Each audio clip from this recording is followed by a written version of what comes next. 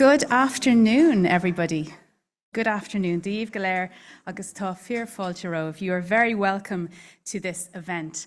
My name is Claire O'Connell. I am an author, I'm a podcaster, and I'm a science journalist. And I'm delighted that you could join us all for this combined in-person and online event about new horizons for research and innovation. It's wonderful to welcome you all, delegates from across higher education, government and enterprise. And for those joining us online, we have closed captioning today, and you can alter the size of those captions just by clicking on the CC button at the bottom of your screen. So we're delighted today to be joined by our keynote speakers, Commissioner Iliana Ivanova and Dr. Deirdre Lillis, and by our panelists, Dr. Ciarán Seoighe, Professor John Doyle, and Professor Emma Teeling. We'll be hearing a lot more from them shortly. But first, I'd like to begin by introducing the Director General of IUA, Jim Miley, to say a few words of welcome. Jim.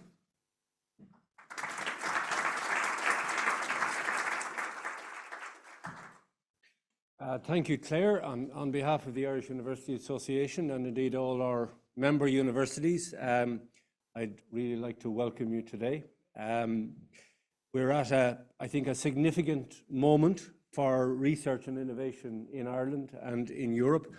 Here at home, we're on the cusp of the formation of Research Ireland, from bringing together the activities of Science Foundation Ireland and the Irish Research Council into a single entity. And I know Deirdre is telling us that that'll be happening very soon. We look forward to the sum of the parts being even greater than the excellent constituent elements, and to seeing a new phase of growth and development in the Irish research system. And of course, in Europe, we'll soon have a new parliament elected and a new commission formed to drive the next phase of development of the European Union in, I suppose, what we would all see as one of the most challenging periods for Europe since the middle of the last century. And of course, the shaping of the next EU research programme, FP10, will be a key priority for the new Commission. So we're delighted today to be joined by Commissioner Ivanova, who we'll hear from in just a few moments. I know that our audience here in the room and those watching us online today are eager to hear her thoughts on university research and innovation,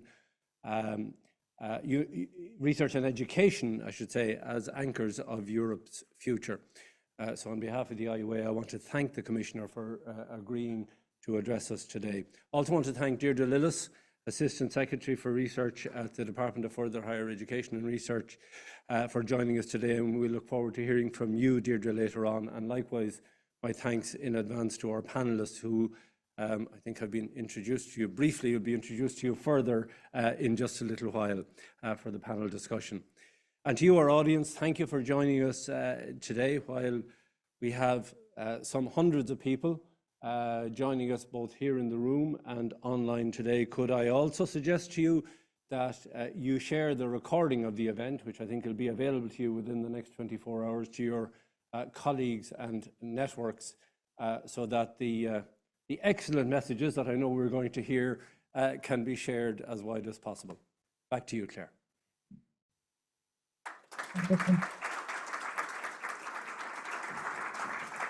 Thank you, Jim. Yes, indeed, very exciting times in Ireland and in Europe more widely for education, research and innovation. So I'd like to introduce our first guest speaker today. Iliana Ivanova is the European Commissioner for Innovation, Research, Culture, Education and Youth. She previously served as member of the European Court of Auditors, as member of the European Parliament and as a member of Sofia City Council. She has also worked as an investment and business analyst in various financial and banking institutions in the US, as well as coordinator for international financial institutions in the Bulgarian Ministry of Agriculture and Food. You're very, very welcome, Commissioner. We are looking forward to your keynote, and the Commissioner is going to join us online. Dear Director Miley, dear professors, dear students, ladies and gentlemen, dear friends, I would like most sincerely to thank the Irish Universities Association for this invitation to the Future of Ireland series, because in these turbulent times, speaking about the future increasingly feels like throwing darts in the dark. doing so while addressing researchers from some of the world's best universities hardly makes this task easier, not least because policy and science communities tend to look at the future under different lenses. And I hope my lens gets a little bit better for you to see us. But what we have in common is that policy making, like in research, evidence-based analysis, is crucial. What is also crucial is how the past shapes our present. Take, for instance, wireless communication, the technology which allows us all to connect today. Few know perhaps that Guglielmo Marconi, the father of wireless communication, was half Irish. It was his Irish mother who nurtured his fascination for science. In 1902, he sent the first ever commercial wireless message to a ship from the northernmost point of Ireland, Malin Head. Over a century later, thanks to EU financial support, Irish, German, and Dutch scientists achieved internet speed of 40 terabits per second using photonics.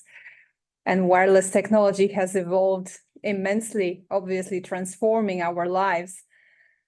But it was from an old telegraph station in County Donegal that Marconi paved the way for modern data transmission.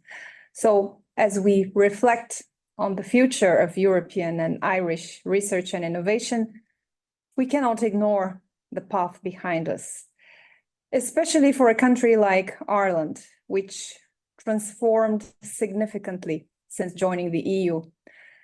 In the 70s, research and innovation in Ireland was hampered by high unemployment, a low level of human capital, and a subpar research infrastructure.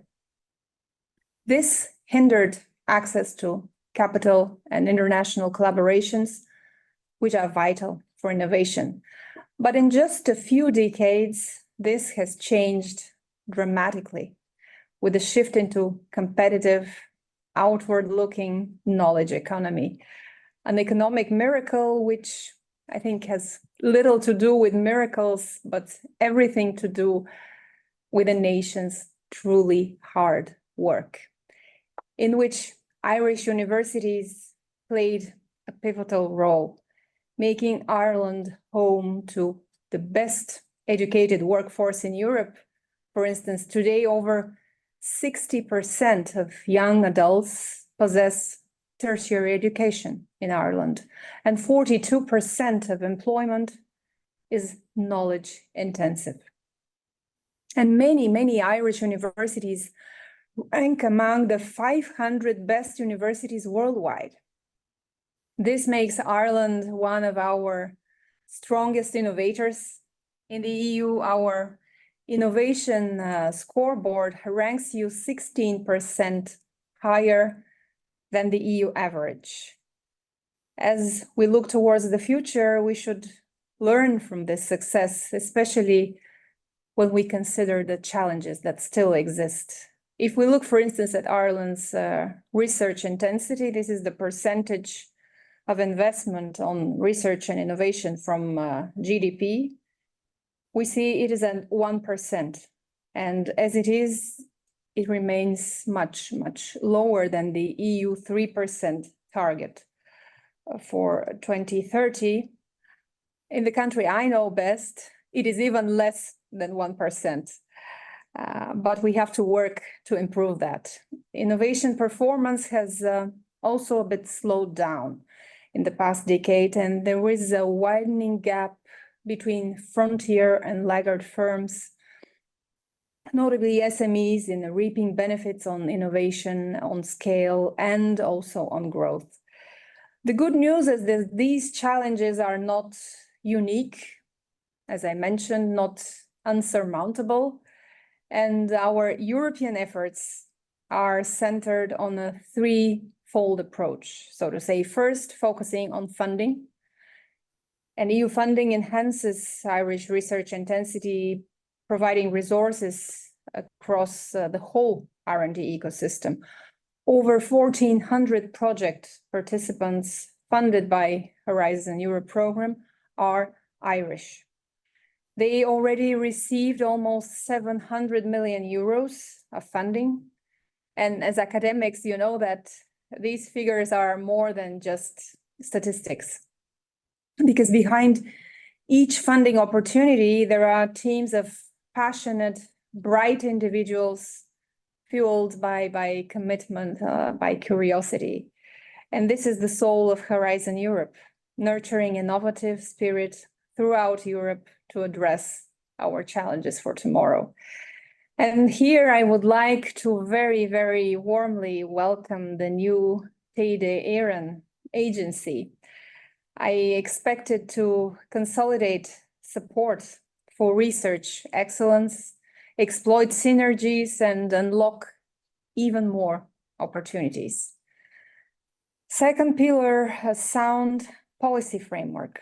Here, we're working really hard to complete the European research area, a single space where students and their innovations can move as freely as ideas, from Limerick to Bucharest, from Vilnius to Galway. A space where we empower universities to pioneer our European research area policy agenda in priorities like open science, like research careers, also citizen engagement. And let me also mention a domain that is crucial in this context. We are reforming the European research assessment framework. Too often, universities and researchers are judged solely based on raw publication figures. But publish or perish should not guide academia. I think we believe you should be valued and praised as scientists by the quality of your work, your rigor, your integrity. And we have gathered over 350 organizations from over 40 countries and agreed on a vision centered on qualitative judgment and also peer review. And in the Coalition for Advancing Research Assessment, I'm really glad we can count on the Irish chapter. Which brings me to the third area, the collaboration and the partnership. As researchers, you know that global challenges know no borders. Cooperating to ensure alignment and complementarity, we crafted the priorities guiding our Horizon strategic plans hand in hand with member states and also with the research agencies. And more partners around the world are associating to our Horizon program, which I'm very, very glad about, and mobilizing more funding and ensuring you can collaborate with the brightest minds out there. Here too, Irish universities can play a crucial role thanks to your rich history, openness, global appeal, but also with your world-class research infrastructure. You serve as a global portal connecting the brightest academics, investors, and innovators. So these collaborations already yield tangible results to your growth, benefiting also the whole European ecosystem. So to underline again, funding, sound policies, and strategic partnerships. These are the pillars of our action. And as universities, you stand at the core of this transformation, and you can count also on our unwavering support. I hope we can also count on yours in securing a bright and a resilient future for European research and innovation. Thank you very much. Thank you, Commissioner. Unfortunately, the Commissioner's schedule does not enable her to stay with us this morning, but we sincerely thank the Commissioner and her team for their time today. And thanks also to the Commissioner for raising the issues of funding, of policy and of collaboration and partnership. These will undoubtedly be strands that will be woven through our panel discussion later. Now I'd like to introduce our second guest speaker today. Dr. Deirdre Lillis is Assistant Secretary at the Department of Further and Higher Education Research, Innovation and Science, with responsibility for the Research, Innovation, Evidence for Policy and EU International Division at the Department. As well as holding a number of senior roles in higher education in Ireland, her research interests include national research and innovation systems, higher education policy, university industry innovations and young talent management. Over to you, Deirdre.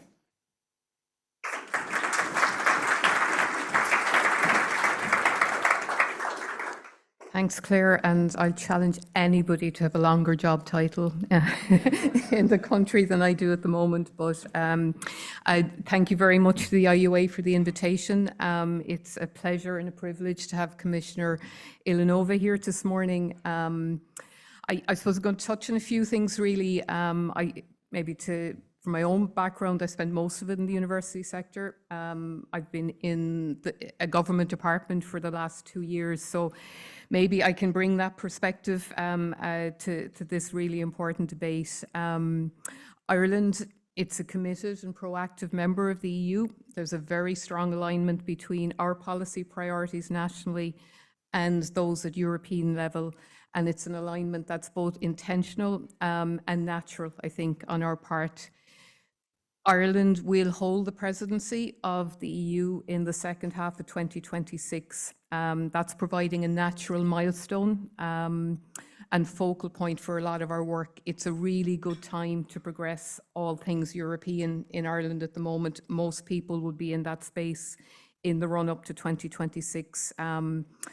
And I think for R&I in particular, research and innovation, but also for the education portfolio, we move lockstep with the European agenda, proactively influencing it where we can to reflect what's important to us in Ireland, but also, tapping into what is a very rich and diverse sort of seam of expertise in other European countries. If the collective EU 27 haven't thought about something, it's probably not worth thinking about, so we're trying very much to develop our policy with that in mind. The establishment of DFHERIS at national level has integrated many of our policies for further and higher education with our research and innovation and science. Probably for the first time, there's that really joined up piece. I think one of the latest strategies, you'll see that Global Citizens, which we published just at the start of this year, is our international engagement strategy right across the gambit of tertiary education, skills, innovation, research and science. And it aims to embed excellence in talent and innovation in Ireland's global footprint and our value proposition internationally, whether it's in Europe or globally or even in a UK shared island perspective. It also aims to preserve and nurtures Ireland's place as a first choice destination for international talent. I suppose, this kind of joined up thinking, and that's one of my key themes for today, is it more closely reflects the lived realities in universities where education and research converge, but also in the individual journeys of learners, of lecturers, of researchers and innovators. They don't make the same silo policy distinctions that we often do when it bubbles up to a policy level. And I think in a world where democracy is under threat, universities have a critical and perhaps an untapped role in shaping the next generation of European citizens who are committed to preserving our European values. I suppose from a national priority perspective, Ireland's research and innovation strategy, Impact 2030, is 2 years old at this stage. As you've heard from the Commissioner, we contribute very actively to development of the European research area, and an awful lot of our policy development is shaped around that evolving agenda. Our alignment with the EU results in some very tangible investment into the system. We're delighted that Ireland is approaching nearly a €700 million drawdown from Horizon Europe. I think that's possibly the largest ever from a framework programme. We're delighted with the participation of Irish universities in the European University Alliance, and again, an opportunity to join up that thinking internally within institutions. And we'd like to enhance the role of European University Alliances as sort of beacons for Europe in your region and with your stakeholders. What we're seeing more of is maybe successes in other European funding streams. You know, there are streams out there promoting regional development in EU digital and in health, which all have a sliver of funding for research as well, and maybe just keep that broader piece in mind. We have 2 dedicated attachés in Brussels. We're now about to appoint attaché roles in a number of locations internationally, working with the Global Ireland Network to promote Irish research and innovation in that broader sphere. The first of these will be on the west coast of the US, Silicon Valley, obviously on the science side, but you know that will have an education and a cultural dimension as well. 2 years into the implementation of Impact 2030, I think that was a step change in our thinking about R&I. The clue was in the title. It was about the impact of how research and innovation can best contribute to wider societal challenges. And I know, having lived in both worlds, that's a challenge. You know, it's not about what R&I you want to do, it's what can R&I do for the people that are funding it effectively, which is the taxpayer.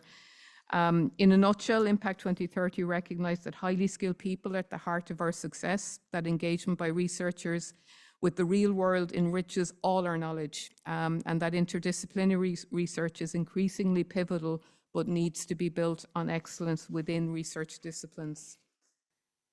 And of course, there is the ever-present challenge, providing robust evidence of the return on investment in research as a precursor for future investment. Strong cases for investment will always have to be made for investment in R&I, both in Ireland and in Europe. The next EU framework programme, it's the 10th programme, will run from 2028 to 2034. A detailed policy proposal from the Commission is expected in 2025, and we will be running a consultation process with key stakeholders internationally on FP10. And we look forward to engaging with you on that.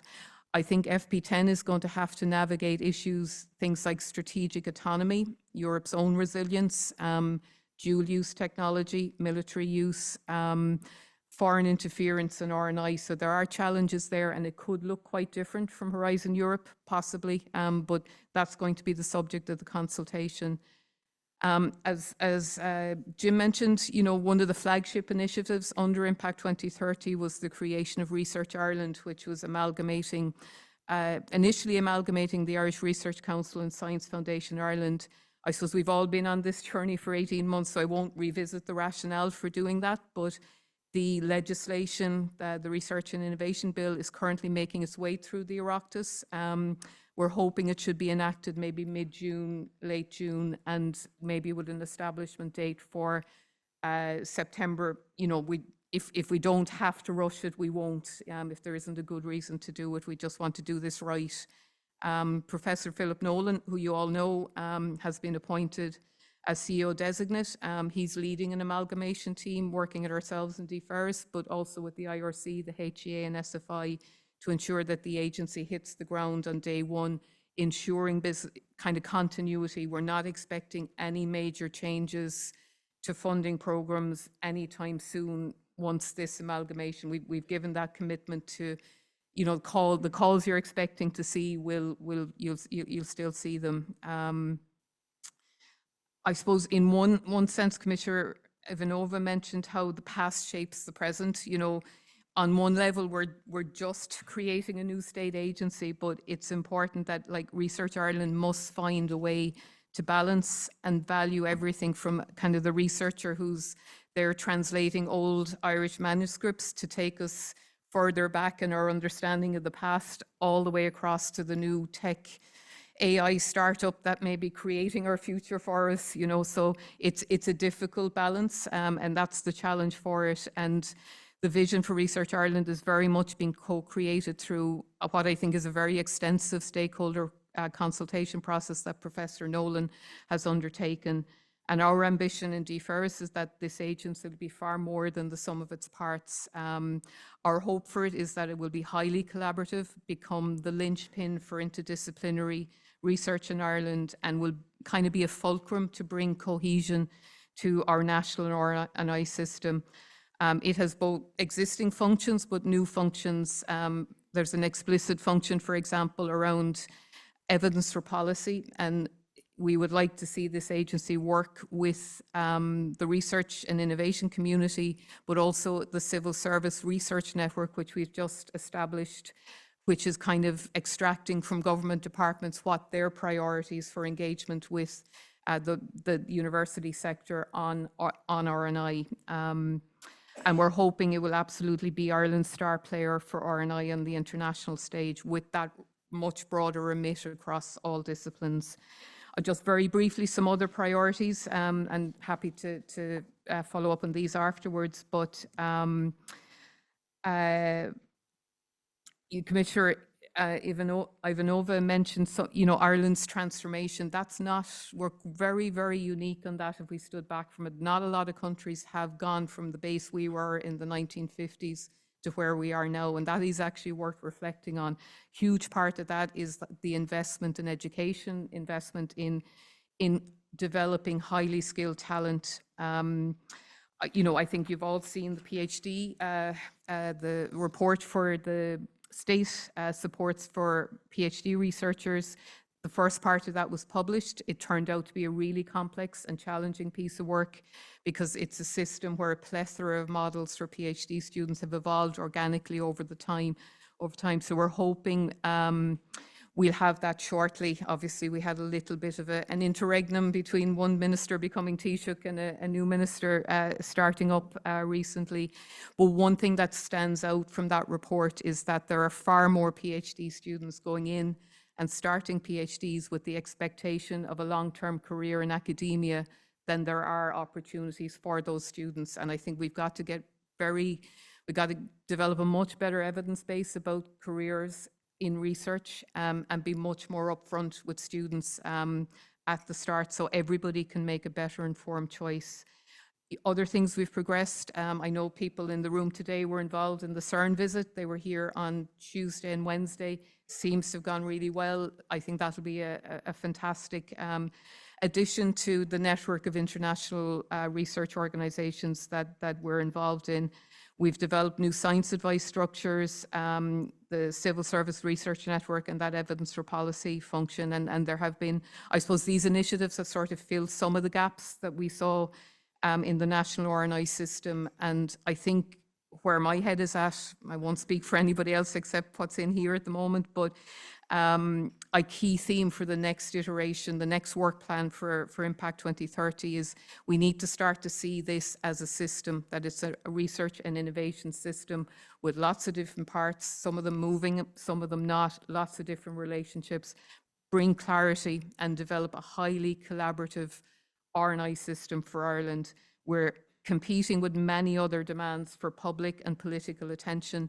We need to collaborate and start offering solutions to sort of the pressing issues that are on the minds of politicians and others. So how can R&I in Ireland help solve housing issues? How can it help solve health service backlogs?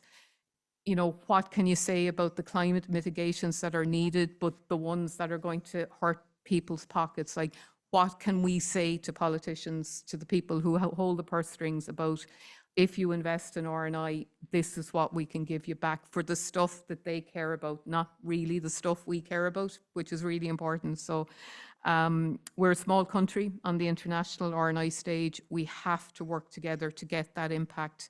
And that brings me full circle back to the Commissioner's remarks about Ireland's role in Europe and university research and education as anchors of Europe's future. Lisa asked me to come up with something practical that we could be thinking about. as I said, I spent most of my career in the university sector. My challenge to you, I think, is how do you create the next generation of European citizens across the entirety of your mission? Can you join up your thinking around education, around research, and your engagement with stakeholders with that lens on, and maybe deliberately start creating learner pathways in your normal core curricula, but encompassing European languages, Erasmus exchanges, joint projects, co-supervision, research placement. Join it up internally, because it makes it much easier then. It's much more cohesive, I think, to make the cases for funding for European University Alliances or whatever it happens to be. And the other thing, and this is probably coming down the tracks a little, but I think you need to start thinking about whether your global partnerships in R&I, and some of these could be very long-standing, but are they with countries that share our European values? And if they're not, what are the risks associated with that? I think this is kind of the dialogue that will be coming through from Europe, and we are very much aligned to Europe. And the last piece I'd say to you is maybe think about how you can become that beacon for Europe in your region and with your stakeholders.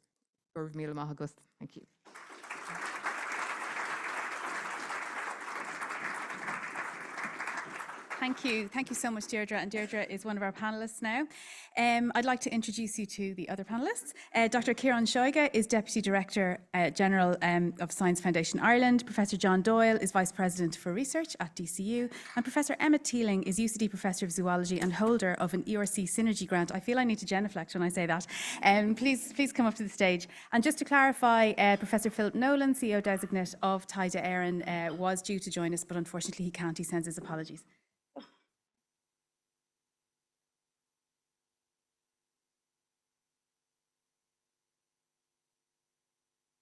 As an audience, in person and online, you will have the chance to ask some questions, but I get to go first. Deirdre, we'll let you off the hook for a minute. You've spoken so eloquently there. But I suppose maybe John, if I could start with you. We did hear the Commissioner speak about Ireland's transformation, and those of us who were researchers in the 90s and even earlier, do remember that, and there's been a step change since, and of course you alluded to that as well, Deirdre. What do we need to build on now to expand our horizons into Europe from that national base, and what's holding us back? It's funny listening to the Commissioner.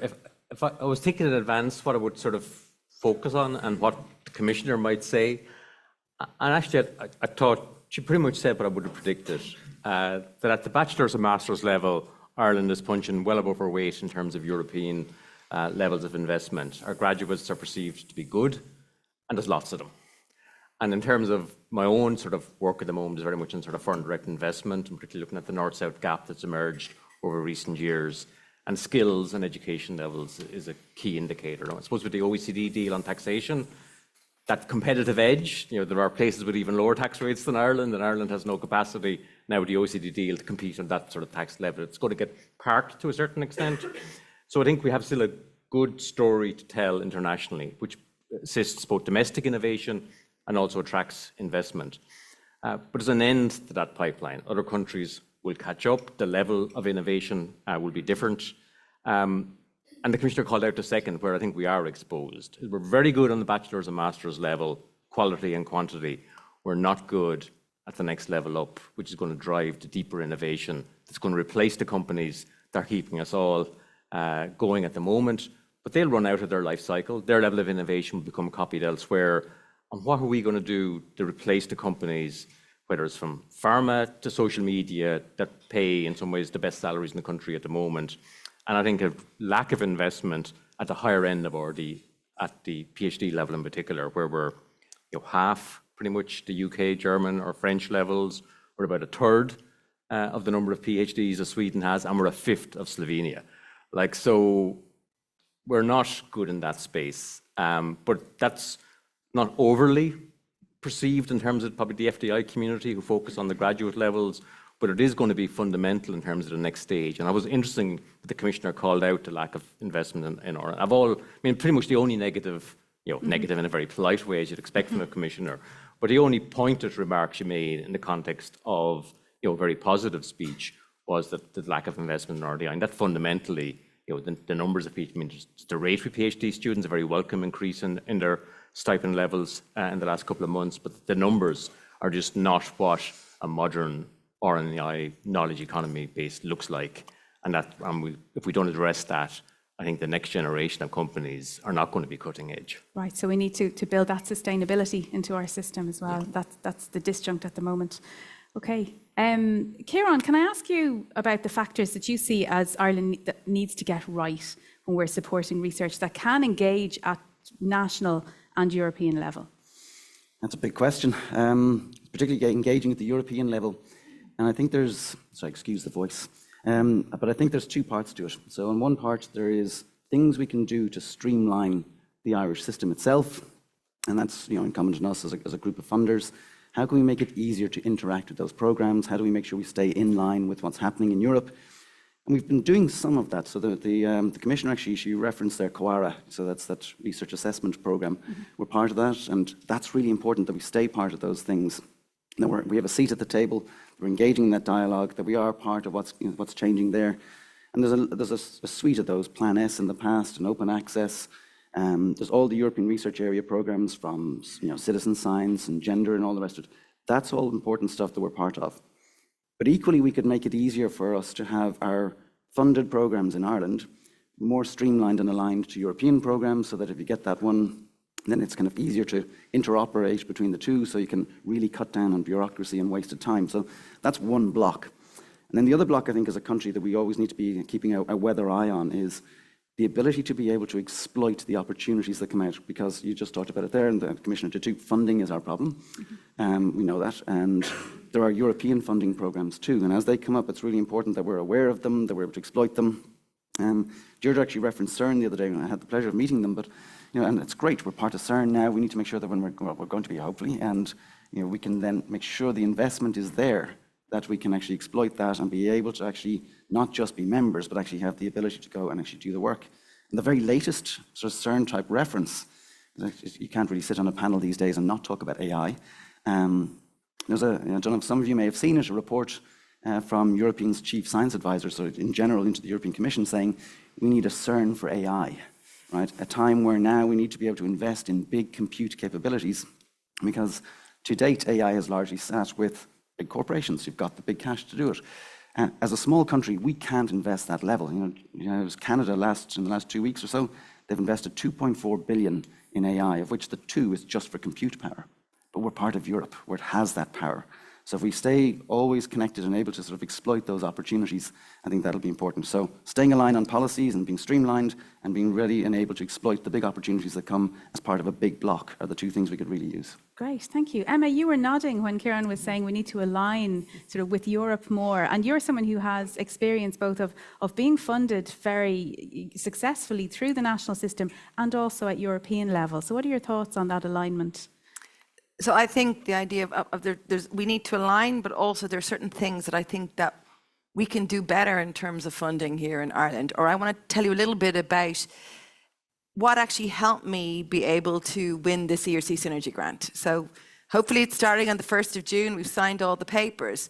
But this grant is, this is the first STEM-led ERC Synergy Grant in Ireland, and it's the only one led by a woman.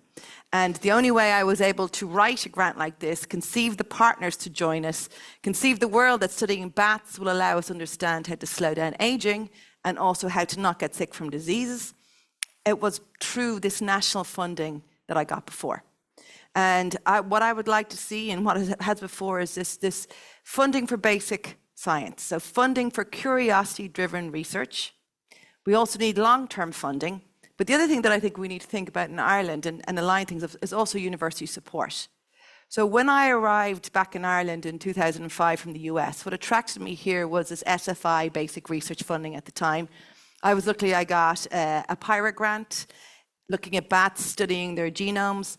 That then allowed me to develop the science and the team and I suppose the CV to then apply for an ERC starting grant in 2012, which I won, to start to establish bats as this model for aging. And people couldn't believe this was possible, very, very difficult. But I got the ERC starting grant. Again, all basic research. And then there was a time of austerity in Ireland.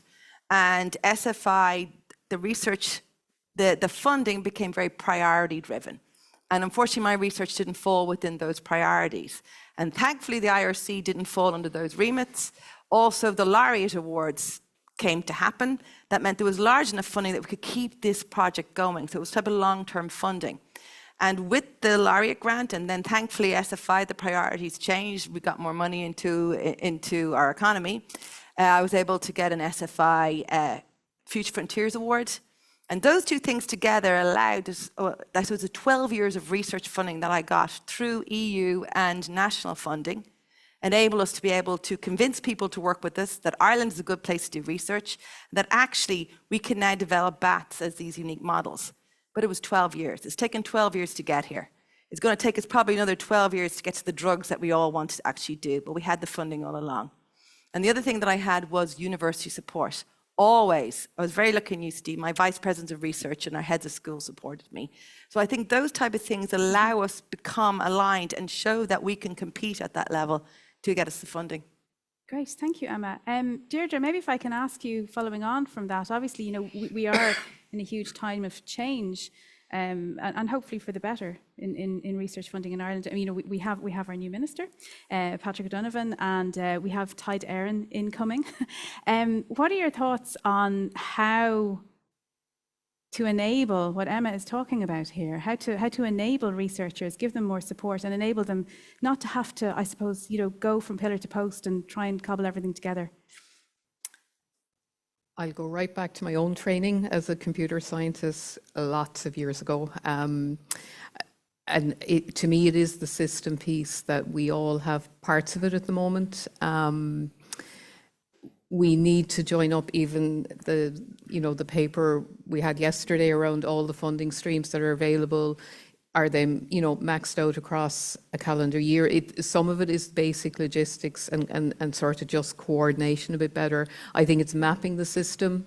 I think what's really important as well is that we tend to look in at DFHERIS and we see SFI and IRC, but we have Teagasc here, we have 15, at least 15 agencies in Ireland that fund research. DFHERIS has that remit to look across the piece there.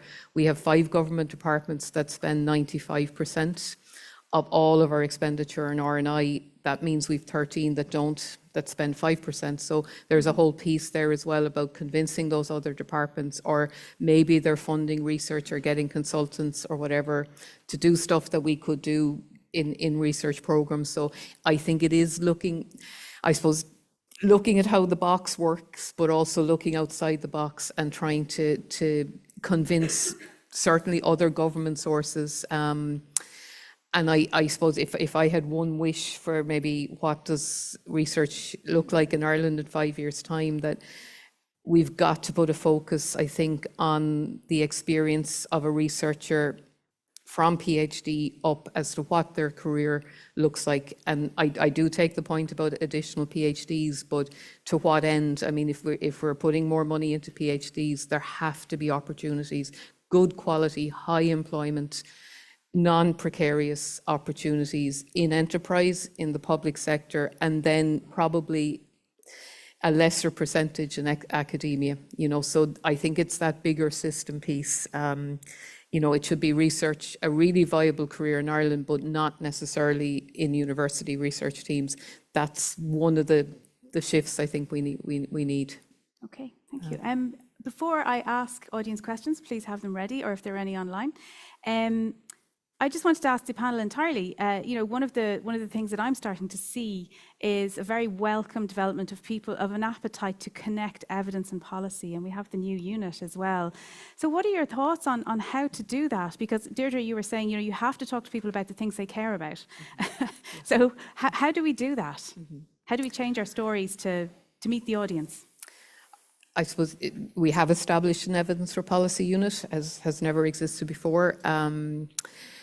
I think, to me, there's 3 strands in it. There is the sort of the ad hoc, the personal connections. That's happening a lot. Everybody here probably knows somebody in a policy role in their area, or they're keeping their eye on what government are thinking about in that space. And And then we have the SFI programs, the IRC programs that are coming in to fund projects. The bit that we're missing, in my view, is the bit where we get to have that structured dialogue saying, this is what government is thinking about, this is the research that government thinks it's going to need over the next 2 to 3 to 4 to 5 years. Here's what the higher education community, research community think about. This is where, and there is a need for kind of a structured, managed conversation in the middle of that, and that's the piece we're working on at the moment. There's a huge piece around managing expectations. You know, you might engage with a government department, you know, and really put a huge amount of work in shaping a government policy. You will never see your name on it. You know, there is a huge piece around how academia works through research, and the research piece that's needed in policy making, you know, so, and even timeframes and stuff. So that's the bit we're working on to try and get that structured dialogue, for want of a better phrase, This you know. communication, basically, it boils down to communication. Yeah.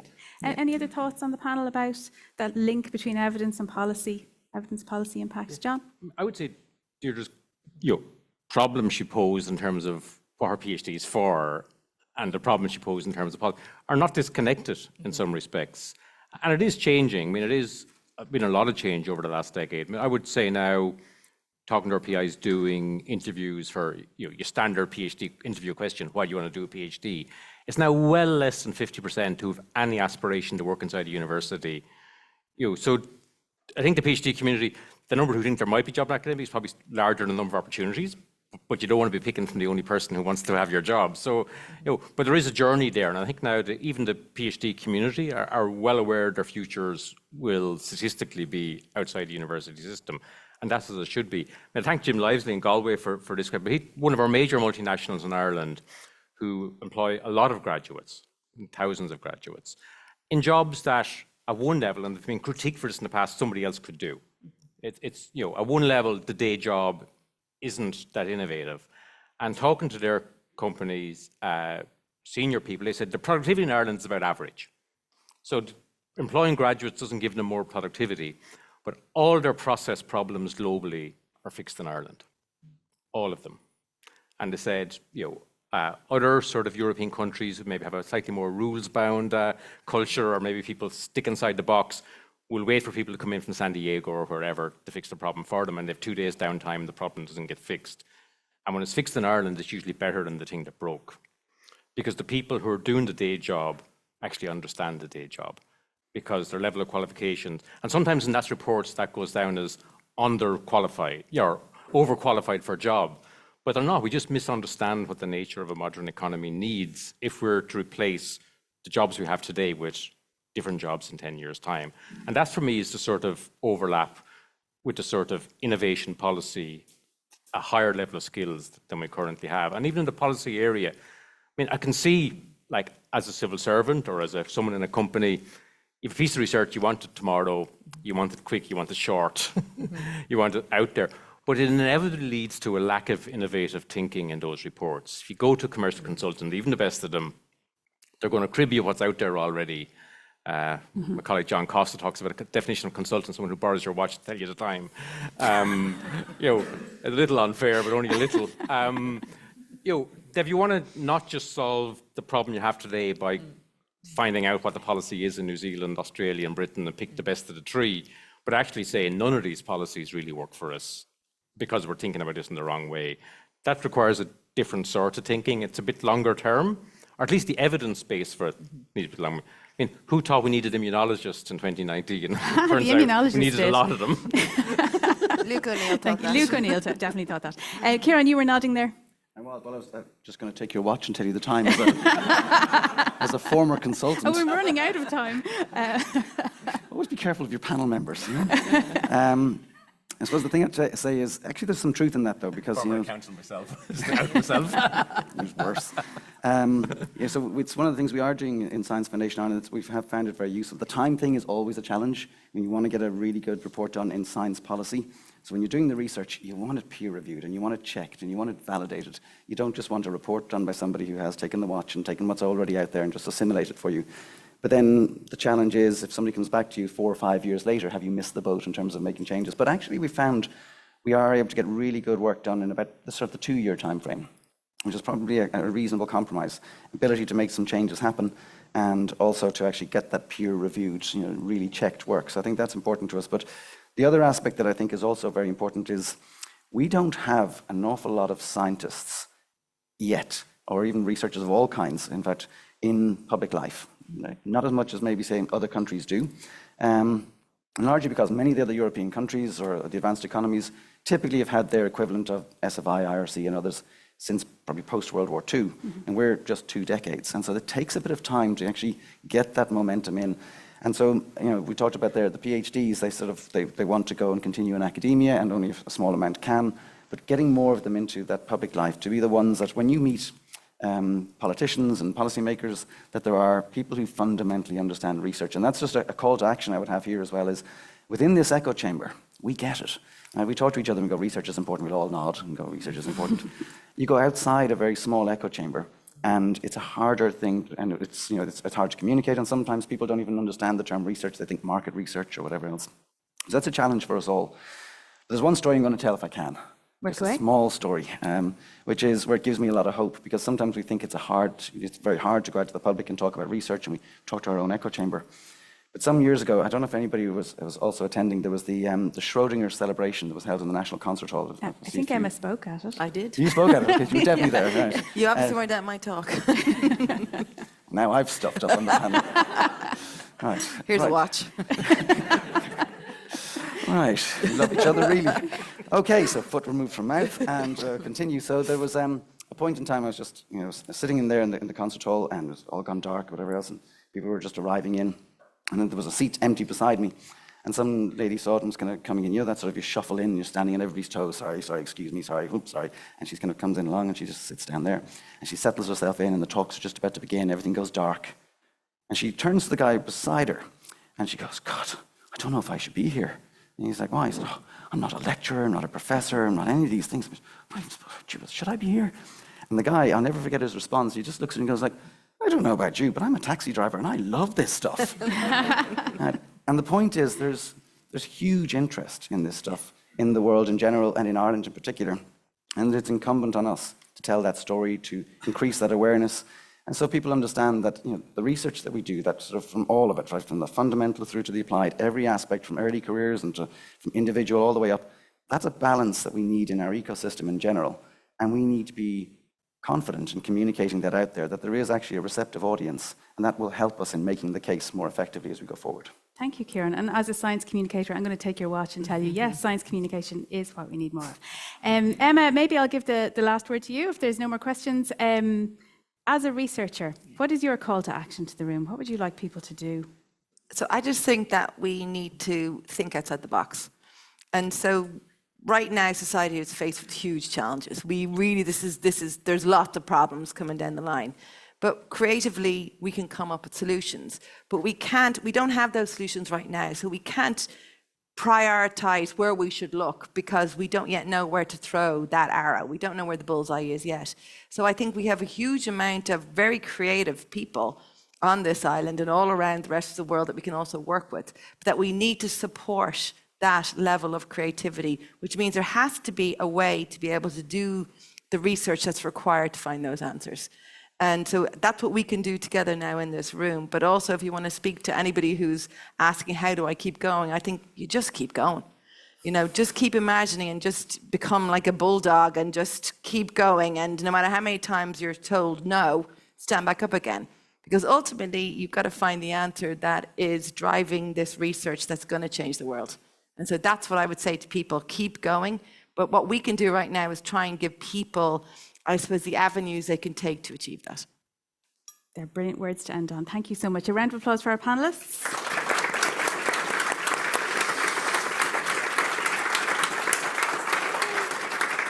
Yes, so thank you. Thank you to our panelists, to Deirdre, to John, to Ciarán, to Emma, and thank you to the Commissioner as well.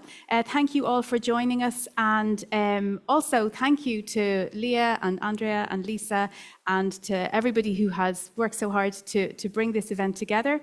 Thank you to Federico and Paul for making it sound great, and thank you all for joining us. We hope that you can stay and chat and make those connections that Deirdre was talking about, and a recording of today's event. Oh, thank you, Jim, as well. Sorry for speaking. A recording of today's event will be available shortly on iua.ie. So thank you so much. Bye for now.